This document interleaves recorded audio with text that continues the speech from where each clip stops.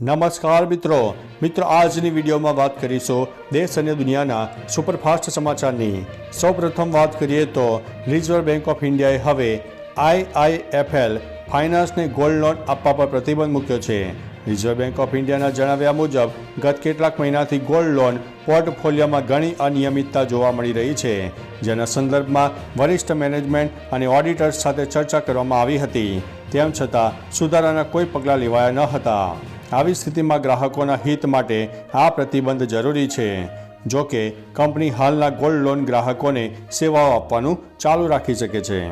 અન્ય મહત્વના સમાચારની વાત કરીએ તો રાહુલ ગાંધીએ ફોટો શેર કરીને કહ્યું છે, આ છે મોદીનો અસલી પરિવાર, બીજેપીના હું છું મોદીનો પરિવાર। અભિયાન વચ્ચે રાહુલ ગાંધીએ ફોટો શેર કરીને પીએમ મોદી પર પ્રહાર કર્યા છે।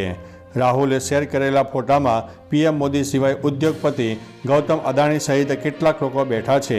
રાહુલે કેપ્શનમાં લખ્યું છે કે ખેડૂતો દેવાદાર, યુવાનો બેરોજગાર અને મજૂરો લાચાર છે અને મોદીનો અસલ પરિવાર દેશને લૂંટી રહ્યો છે। રાહુલ ગાંધી ઘણા સમયથી પીએમ મોદી પર અદાણીને લઈને ફાયદો કરવાનો આરોપ લગાવી રહ્યા છે।